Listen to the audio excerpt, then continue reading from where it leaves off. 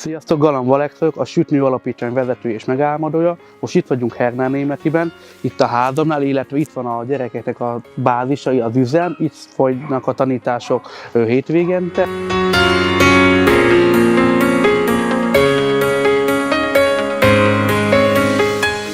Maga az alapítvány az egy véletlenszerűségnek a ötlete, vagy úgymond akkor még átoknak volt hihető, amikor megállt az élet a koronavírusba, és nekem se kellett mennem a cukrászba dolgozni, én cukrászként dolgoztam abban az időszakban, és itt a környékbeli cigány gyereket úgymond csellengtek úgymond az utcán, és akkor az egyszer áthívta az unokatesómat, hogy süssünk egy kakaócsigát. Ahogy teltek múltak a napok, úgy csöppentek be a cigány gyerekek, hogy jöhettek el is. Utána azt mondom, miért ne jöhetne?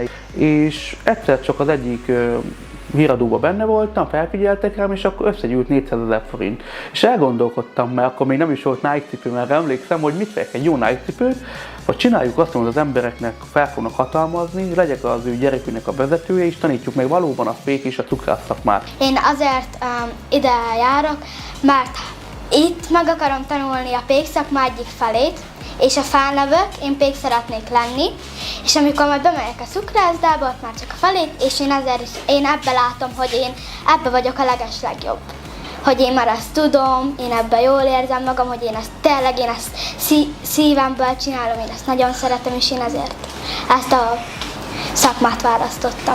Hát valami célunk, hogy a pék és a cukrász szakma játékos tanulása nem csak a cigánygyerekeknek, illetve a bárkinek egyébként. Azért mondom leginkább általános edző cigánygyerekek, mert most itt vagyunk a cigány soron is, ők a legérintettek. A célunk, amit már letette tavaly az alapköveket az alapítvány, hogy ahol most állunk, ez egy olyan üzemszerű ellátás legyen, nem csak tanulói jelleggel, hanem legyen maga galambpékség, azért galambpékség, mert Galamb Alex vagyok, és a Szentlélek jele is a galamb, és én mindenkinek szeretnék segíteni, azért, mert valaki romának születik, ne fogadja el azt a tényt, hogy nem vagyok jó semmire. Én meg úgy tudom kiemelni a többieket, a gyerekeket, a húzom magammal. Kialakult itt a helyi közösségben egy olyan szemlélet, hogy mindenki szeretne járni ide hozzánk.